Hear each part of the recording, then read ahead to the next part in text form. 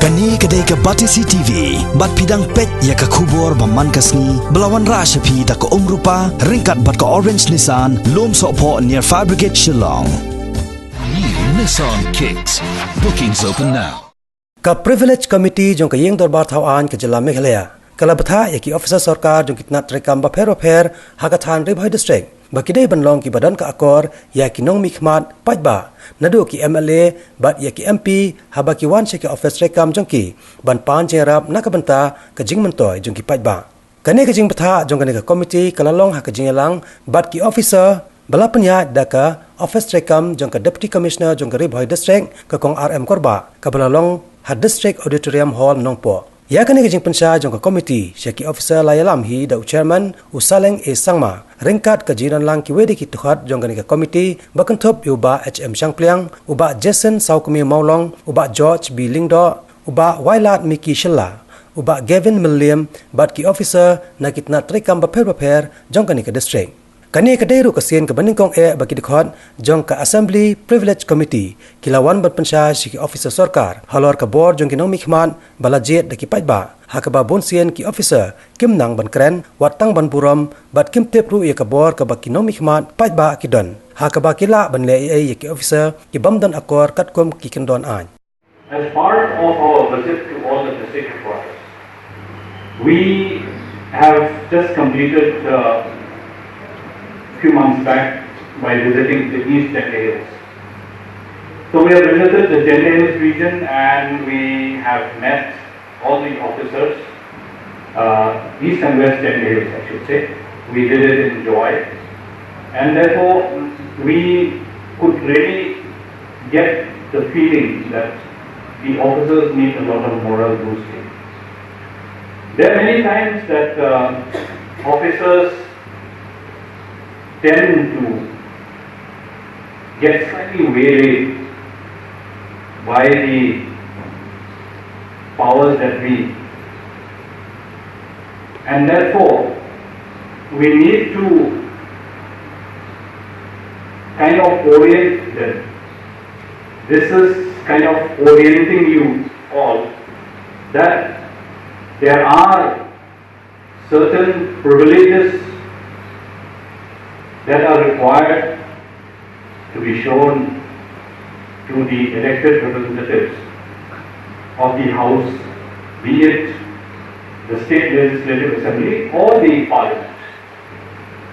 So here we are talking mainly of the State Legislative Assembly today.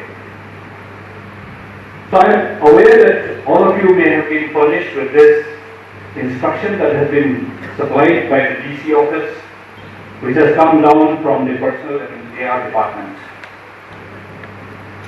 Well, these are certain do's and don'ts that have been provided to you. If you go on every clause and every point here, basically it is a duty of the officers to conduct towards an elected representative. Now these are the basic things that the government is trying to remind you how to conduct yourself. Now how do you conduct yourself when you are in a situation, when you are sitting in your chair and you get the situation where there is a favor being asked by a particular MLA who do not belong to the ruling party. Now this is a big question now. How do you react? How do you react? I must tell you that in most cases the reaction is cold. The reaction is cold. We want to wake you up as a committee. We want to wake you up to tell you that please conduct yourself as a neutral person. Please wake up and go through the instructions and behave like a government servant. That is what we want to tell you. I hope there should not be this kind of behavior from the officers, and I expect there should not be any kind of favoritism in choosing the beneficiaries and in releasing of the payments also. So these are the few points I would like to add up, because MLAs, they have so many responsibilities. Although they may not be in the ruling party, opposition MLAs also have same kind of responsibilities like a ruling MLAs. So the public may approach to them with so many problems, so many grievances. They're bound to write letters, they're bound to talk to the officers. So this is my, you can say, appeal, request to all the officers, please cooperate with the MPs, MLAs of the state. I understand they are busy.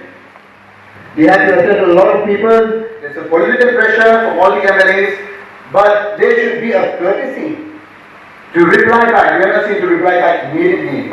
There's a time frame within a 2 weeks or 3 week time frame. But what I see, this has become a trend. But when we write to them, and on top of that, we have to keep calling them weeks after weeks just to get a reply. See, this has happened. Not only did the MLA of Repoy, this has happened, and it's a trend in the whole of the state. So I want to put across a message to all our friends and colleagues who are the officers. We are not here to command or to summon you.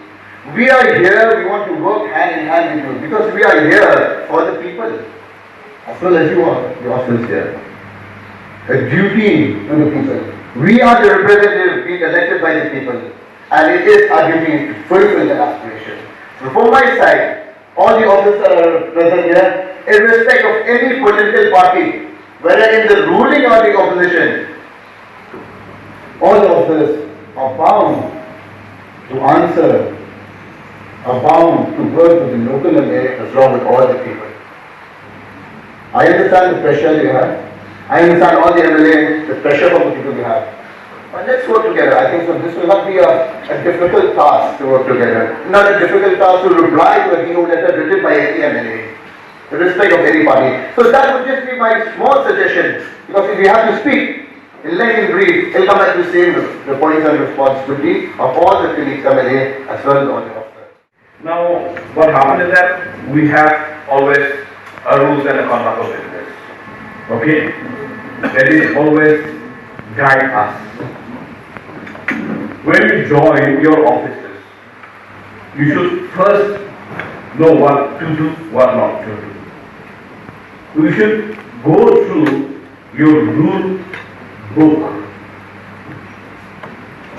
and the duty of the authority given to you. Now, as I been speaking, now there is a contempt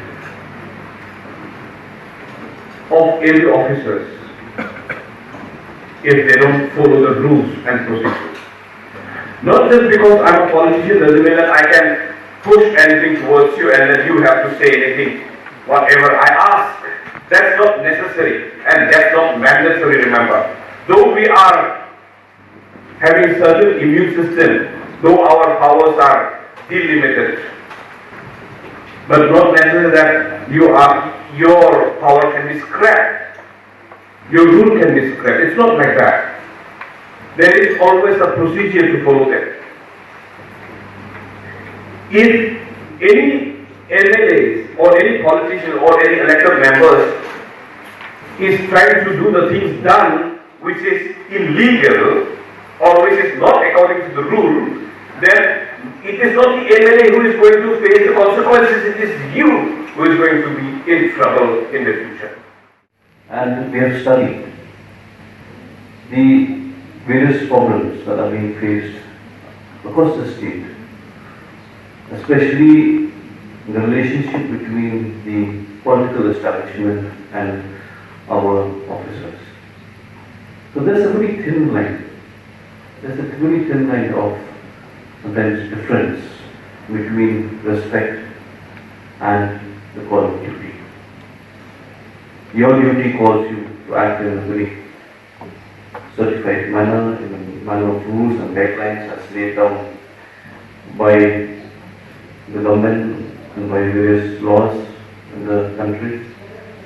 There are also the day-to-day nuances where you face the pressure, the political pressure, where you don't know whether you should side with the ruling or with the opposition.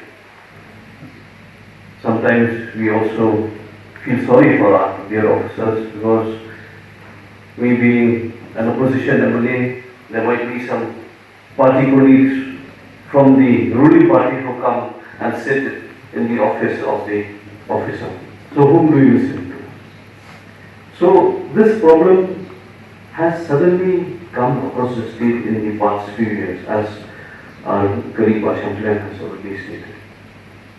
I come from a political family. It's been nearly 30 years that my family has been into the political arena, right from when I was born.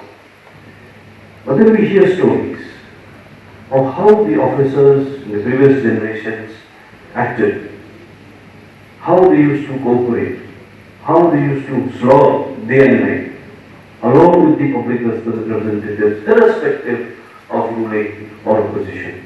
There was joy, there was harmony, there was happiness in serving the people of the country. Suddenly, this atmosphere is being disturbed. And I don't blame only the officer. From the political establishment also, there are some transgressions where we're trying to force some officers to do things which are beyond their call of duty.